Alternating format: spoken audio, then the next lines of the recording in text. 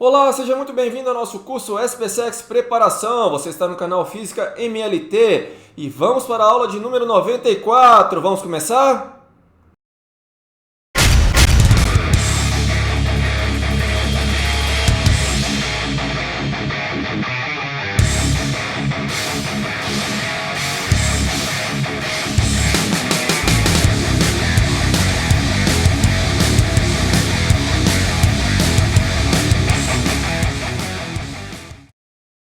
Dando continuidade à nossa aula passada, nós vamos resolver aí exercício do nosso material referente às fontes de campo de indução magnética. Então, sem mais delongas, vamos começar! Vamos lá então iniciar aí os nossos trabalhos pegando aí o nosso material na página de número 92, questão de número 7. Espero que você tenha feito aí uma leitura bem atenciosa do enunciado e observado aí a figura, mas por falar em figura, já vamos pegar essa figura novamente para resolver a questão. Então vamos lá. Bom, a ideia aqui é encontrar o campo de indução magnética produzido pelas correntes em cada fio. Observe que esses fios são perpendiculares aí à tela do monitor do seu dispositivo, tá certo? Por exemplo, o fio 1, tá aí, ó, o F1, a corrente está apontando aí para fora da tela. Já o fio 2, a corrente está apontando para dentro da tela. E assim por diante, tá? 3, a corrente apontando para fora da tela e o 4 para dentro da tela. Então vamos lá, vamos encontrar aí o campo produzido por cada corrente, tá certo? Exatamente no ponto onde essas diagonais se encontram, ok? Olha só, fio 1. Se você aplicar aí a mão direita, a regra da mão direita, você vai encontrar que o campo de indução magnética produzido pela corrente no fio 1 vai apontar nessa direção aí, olha, como se estivesse apontando para o F4, tá? Só aplicar a regra da mão direita. Repare que esse campo de indução ele é perpendicular à direção aqui da reta que liga a corrente até o ponto em questão. Tá certo? Só não vou representar aqui, mas é perpendicular, tá? Aqui nós temos o campo produzido pela corrente que está percorrendo aí, olha, o fio 2. Tá certo? Só aplicar a regra da mão direita, tá? O polegar vai apontar aí para dentro do dispositivo, né, do monitor que você tá, do dispositivo que você está utilizando para assistir a aula, ok? E assim por diante, olha. Aqui eu tenho o campo produzido pela corrente no fio 3 e, finalmente, o campo produzido aí pela corrente no fio 4. Tá certo? Observe aqui, olha, que, por exemplo, ao longo dessa diagonal que liga F2 e o F4, olha, eu vou ter um campo resultante, proveniente aqui, olha, da soma vetorial de B1 com B3, tá certo? Então, vamos lá, eles estão na mesma direção, tá? Porém, em sentidos opostos. Então, vou pegar o maior menos o menor. Você já sabe que o campo produzido aí pelas correntes é dado por μ0, no caso μ, tá certo? Dividido por 2π, que multiplica a intensidade de corrente sobre a distância. Bom, aqui o fio 1 tem uma corrente de intensidade I, tá? Já o fio 3, uma corrente de intensidade 5I. Como as distâncias são todas iguais, a distância de F1 até o centro aqui é a mesma distância de F3 até o centro, então, claro que o B3 aqui, olha, suplanta em módulo o B1, tá certo? Então, vai ficar B3 menos B1. Então, vou pegar aqui o campo resultante das correntes I1 e I3, tá certo?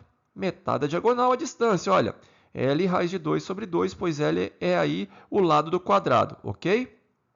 Então, encontrei aqui, olha, 8 que multiplica μ sobre 2π vezes I, L raiz de 2. Tá certo? Aqui eu vou ter 4, não é isso? 4 vezes 2, 8, ok? Agora eu vou fazer a mesma coisa, só que para as correntes, né, que produziram B2 e B4, tá certo? Então vamos lá.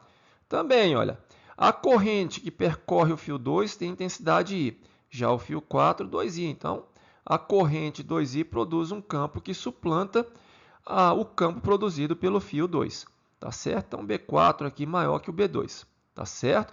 Mesma história, distância mesma, metade da diagonal. Então, eu encontrei aqui 2 que multiplica μ sobre 2π vezes I, L raiz de 2. Ok?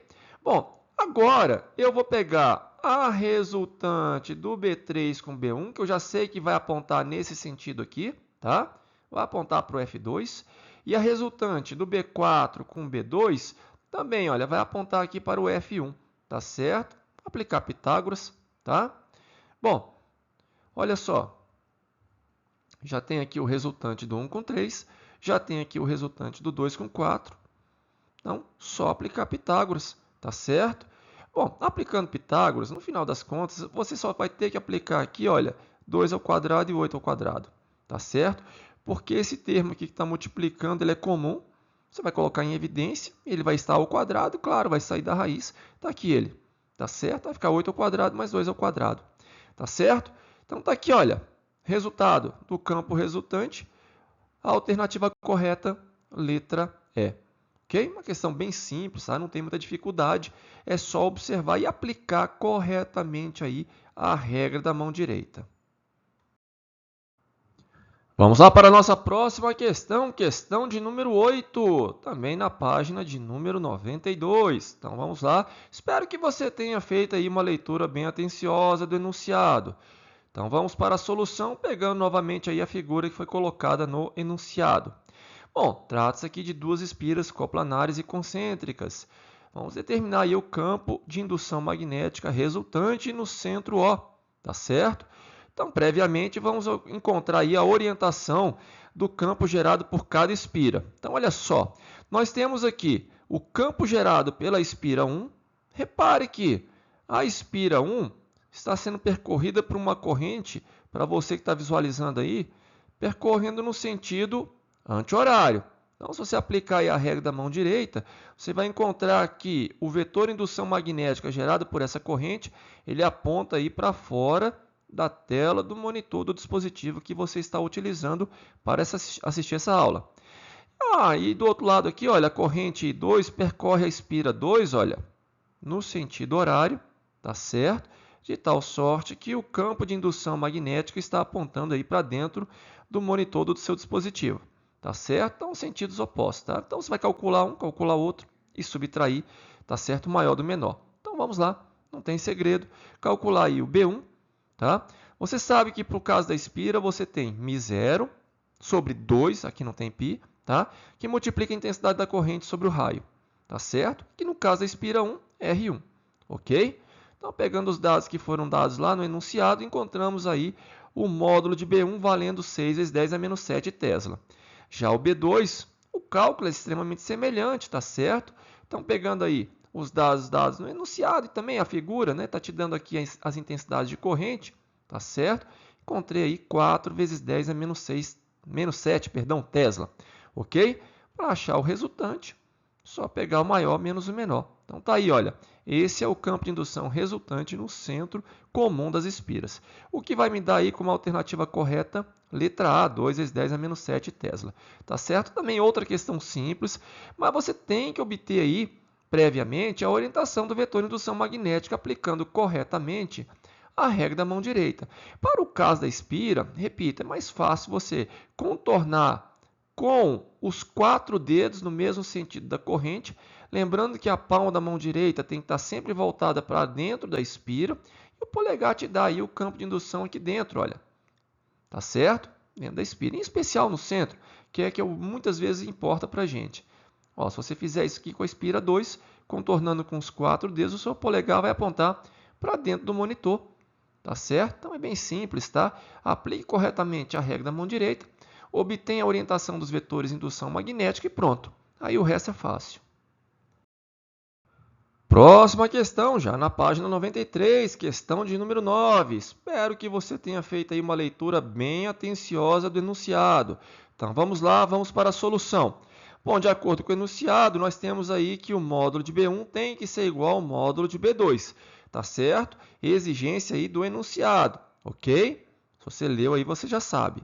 Bom, lembrando, no caso da espira, μ0 sobre 2 que multiplica, no caso aí, I1 sobre R1, igual a μ0 sobre 2 que multiplica I2 sobre R2. No final das contas, você vai ter uma relação entre as correntes e os raios, tá certo? Então tá aí, olha. Pegando os dados que foram dados no enunciado, encontramos I1 valendo 16 amperes, o que me dá como alternativa correta a letra D, ok? Questão de número 10 agora. Também espero que você tenha feito aí uma leitura bem atenciosa do enunciado. Então vamos lá, vamos para a solução, pegando aí novamente a figura que foi dada no enunciado. Aqui eu tenho duas espiras, tá certo? De mesmo raio, tá? Porém, elas não são coplanares, mas são perpendiculares. Ou seja, o plano que contém as espiras, eles são perpendiculares, tá certo? Então vamos lá, determinar previamente a orientação de cada campo de indução, tá certo? Repare que a espira 1, ou seja, a corrente I1, ela vai gerar um campo no centro. Se você aplicar corretamente aí a regra da mão direita, ele vai apontar nessa direção aqui, olha, nesse sentido, tá certo? Na verdade, esse campo de indução B1, ele está no plano que contém a espira 2, tá? Essa aqui é a verdade. Agora, já a espira 2, também aplique corretamente aí a regra da mão direita. Repare que o campo gerado pela corrente 2 no centro comum, no centro O, aponta na vertical para baixo, tá certo? Esse campo B2 ele está no plano que contém a espira 1, tá? Só aplicar a regra da mão direita, gente, não tem segredo. Olha, coloque os 4 dedos percorrendo aqui, olha, a espira, tá? Coloca a palma interna da mão para dentro da espira e o polegar vai apontar para baixo, tá certo? Aqui também, olha, aplique corretamente a regra da mão direita, tá? Não tem segredo, ok? Então é calcular um, calcular o outro, e aí você já vai observar que você vai ter que aplicar aqui, olha, Pitágoras, né? Tá certo? Pois o campo resultante vai ser dado aí, olha, pela regra do paralelogramo, tá? Você vai obter aí um triângulo retângulo, então tá aí, olha, não tem segredo. Então vamos calcular o B1. Então tá aí, olha, já utilizando os dados que foram dados no enunciado, 2 vezes 10 a menos 5 Tesla. Já o B2, 1,5 vezes 10 a menos 5 Tesla. E olha que interessante. Um vale 2, não é verdade? Um está valendo 2 e o outro está valendo 1,5.